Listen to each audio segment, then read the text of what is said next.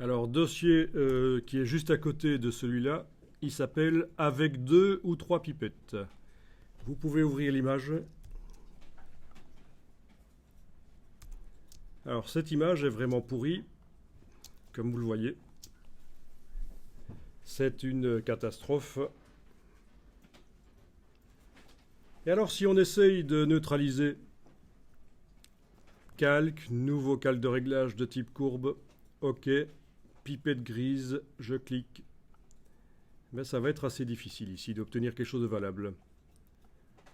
Quand on arrive à enlever la dominante bleue de l'image, ça devient jaunâtre, magenta, enfin c'est foireux. Donc cas désespéré d'une image qui a de gros problèmes, eh bien on va utiliser la technique des 2 ou 3 pipettes. Donc ici je vais jeter le calque de réglage, il ne me sert pas.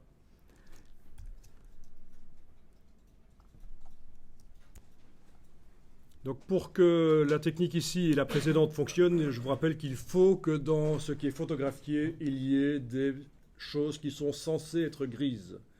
Ça peut être du gravier sur le sol, ça peut être une montagne, ça peut être du métal qui est dans la scène,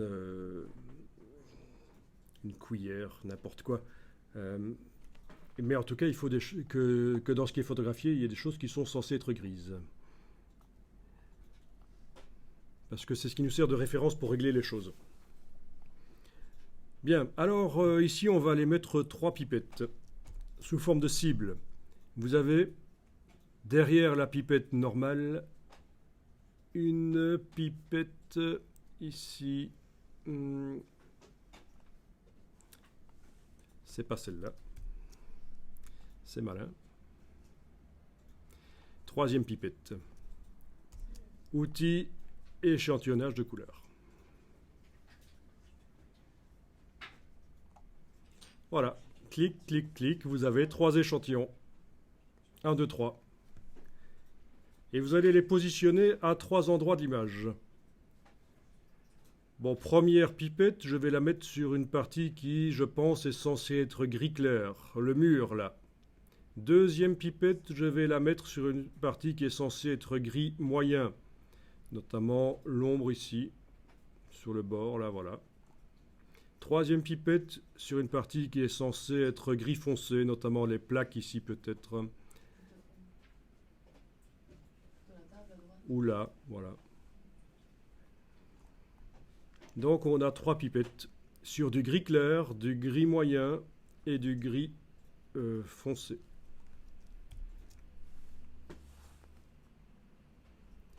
Et vous devriez voir la palette des informations qui est visible sur l'écran. Si vous ne la voyez pas, vous allez dans le menu Fenêtre, Informations.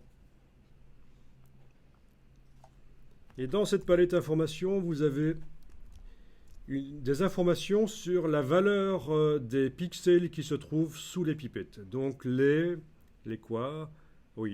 centaine de pixels, puisque j'ai fait passer la pipette en moyenne 11 par 11, dans mon cas.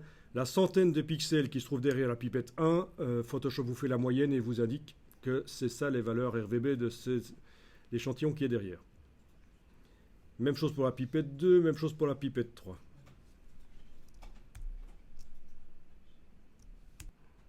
Et alors je vais mettre un calque de réglage de type niveau par-dessus l'image. Menu calque, nouveau calque de réglage de type niveau, OK. Et je ne vais pas du tout toucher au réglage ici, le réglage qui agit sur les 3 couches d'un coup ensemble. Je vais jouer sur le réglage qui agit chaque fois sur une des couches. Donc je commence par la rouge. Alors voyons un peu ça. L'échantillon 1.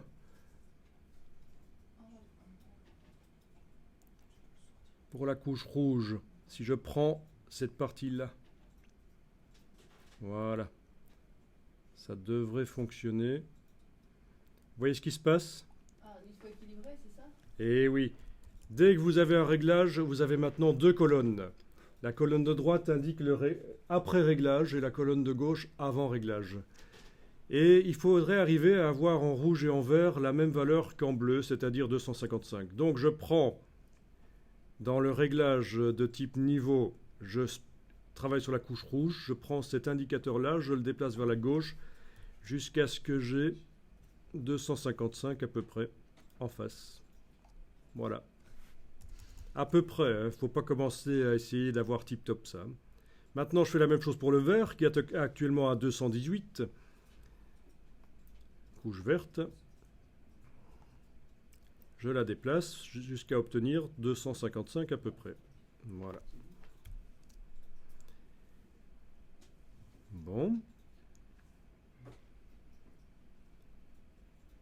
Puis je vais faire la même chose pour l'échantillon numéro 3. Essayer d'équilibrer. Cette fois-ci avec les indicateurs de droite. Je vais commencer par le bleu. Pardon? Comment switcher sur le 3? Switcher sur le 3. Le 3 apparaît en permanence là. Non, pour équilibrer. Pour équilibrer, c'est toujours les couches. Je vais essayer par la bleue, mais cette fois-ci, ce n'est pas l'indicateur blanc, c'est le noir. Voilà. Et je le ramène à peu près à la valeur 3. Le vert, je le ramène à peu près à la valeur 3 aussi.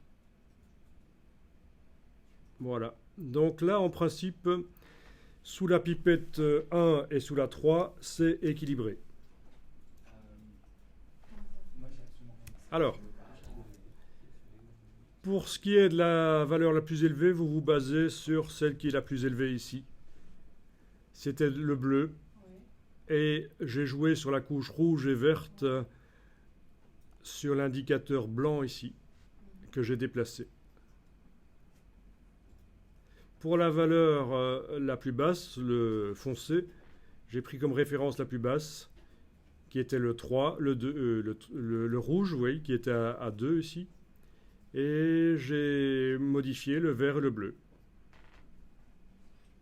en prenant l'indicateur noir et en le bougeant dans la couche verte. De toute façon, il n'y a pas trop le choix. Tu vas vite te rendre compte quelle est celle qui ne bouge pas, en fait, parmi les trois.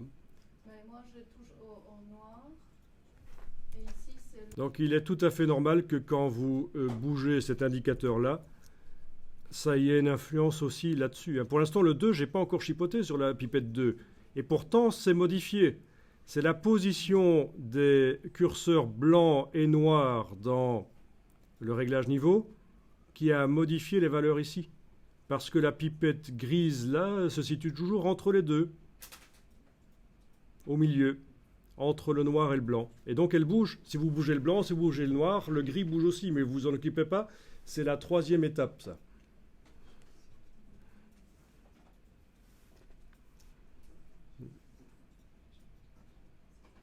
Alors, c'est un cas extrême. Avec d'autres images, ce sera plus facile, en fait. C'est vraiment le cas le plus extrême ici. Donc, ici, on voit très clairement que c'est la couche bleue sous la pipette 1, ce qui est censé être clair ici. C'est la couche bleue qui était la plus claire.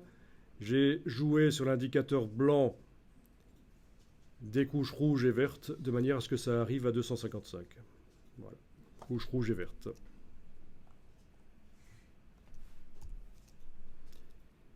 Ici, pour la numéro 3, qui correspond aux parties foncées, elle est là. C'était la couche rouge la plus foncée. J'ai été joué sur les couches vertes et bleues dans le réglage ici, l'indicateur noir, de manière à ramener à 3. Et troisième et dernière chose, il reste à s'occuper du numéro 2.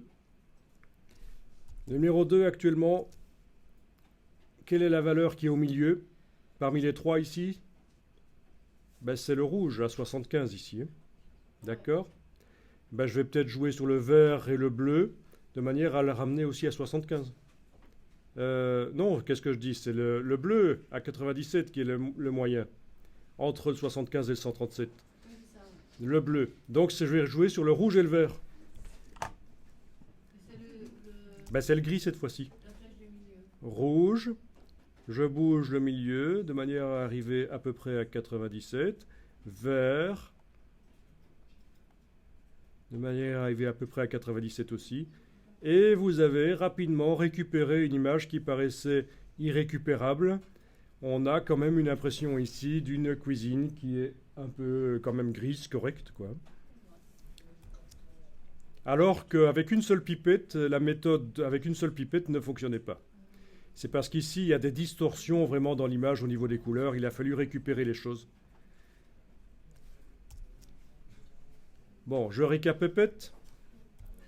Allez, je récapépète. Je vais jeter mon réglage et je vais recommencer. J'ai donc mis avec l'outil pipette d'échantillonnage, j'ai mis 3 échantillons. Si vous voulez en enlever un, d'ailleurs, c'est avec la touche Alt, on clique dessus. Si vous en avez mis un 4e qu'il ne fallait pas, vous pouvez l'enlever en cliquant dessus, en enfonçant la touche Alt. Donc il y en a un qui est sur les parties les plus claires, il y en a un qui est sur les parties moyennes.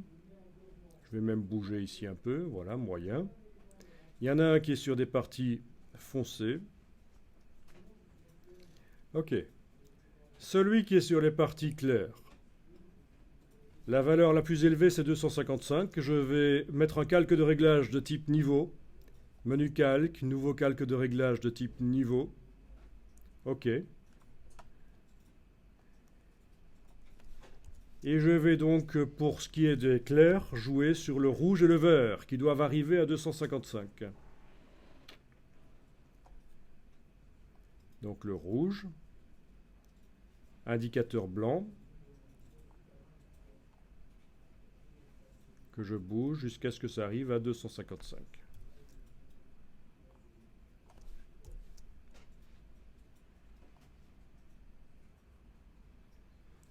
Donc en fait, on pourrait faire une retouche sur un écran en noir et blanc. On n'a pas vraiment besoin de voir les couleurs puisqu'on se sert ici des valeurs. Et figurez-vous que c'est comme ça qu'on faisait avant. Dans les années 80, on n'avait pas des bons écrans pour faire des retouches couleurs, et quand on voulait faire des retouches, on le faisait en mesurant comme ça. Ok, j'ai 255 dans les 3 maintenant. Après réglage, c'est 255 dans les 3. D'accord? J'ai joué sur le vert et sur le rouge, l'indicateur blanc. Maintenant, je m'occupe de l'indicateur 3, qui correspond au ton foncé. Chez moi, le plus bas, c'est 11 en rouge. Je vais donc jouer sur le vert et le bleu pour qu'ils arrivent à 11 aussi. Le vert. Je bouge ici. Jusqu'à ce qu'ils arrivent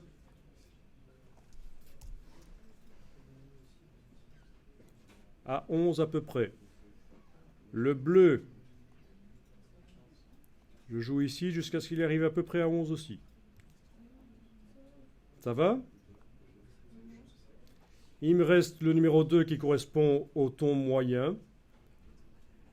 La valeur moyenne parmi le réglage actuel, c'est 99 ici. Donc 132 va devenir 99 en jouant sur le vert.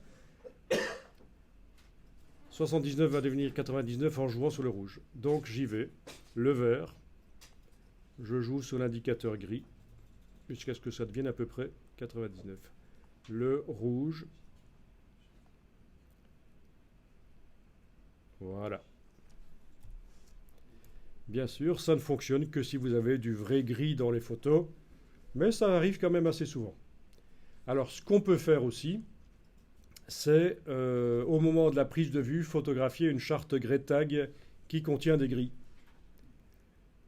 Donc, vous allez quand même faire la balance des blancs au moment de la prise de vue pour bien faire, mais si vous voulez aller vraiment plus loin, si vous faites du pack shot, si ce que vous photographiez, les vraies couleurs doivent être reproduites le plus fidèlement possible, vous avez la possibilité, au moment de la prise de vue, d'utiliser des chartes de gris.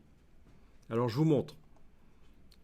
Parce qu'ici, on a utilisé le gris de la cuisinière, mais il n'y a pas toujours du gris dans la vraie vie, donc il faut forcer.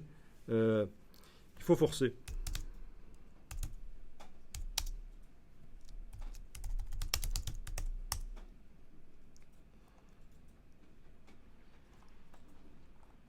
Voilà.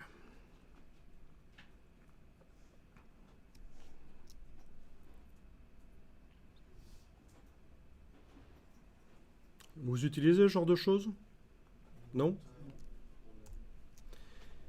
Donc le principe, c'est que si je dois faire la photo de cette petite fille dans cet environnement avec plein de végétation qui influence beaucoup le rendu des couleurs, je lui demande d'abord de tenir la charte en ne mettant pas ses doigts sur les échantillons. Sinon, elle n'aura pas sa crème glacée. Elle ne l'a pas eu, je rigole. Et je fais une première photo, et puis je reprends la charte délicatement pour qu'elle ne pleure pas, et je fais la vraie photo. Et voilà. Et je me sers de la première photo pour trouver le réglage qui va corriger la deuxième, la vraie. Comment neutraliser les dominantes couleurs dans les photos qu'on fait. Ce sont donc les chartes. Voilà, par exemple, si vous photographiez ces choses-là et que c'est très important que les couleurs se retrouvent telles quelles sur le site web ou quoi, ou sur la publication ou sur la vidéo, vous mettez la charte avant, dedans. C'est une sécurité aussi. Vous avez utilisé un principe technique qui garantit que les couleurs sont vraiment celles-là. Donc au niveau correction couleur, ça va vous automatiser les choses en fait. Le fait d'utiliser simplement les gris pour vérifier que c'est bien neutre, ce sera suffisant.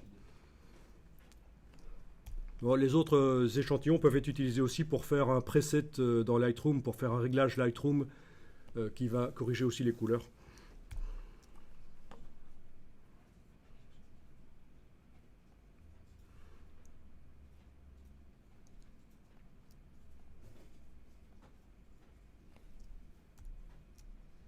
Donc c'est Greytag. Greytag Macbeth qui fait ça. Ok. Bon, c'est vrai qu'on a brûlé la photo. Là, il n'y a pas de détails sur le mur, mais au moins les couleurs sont bonnes.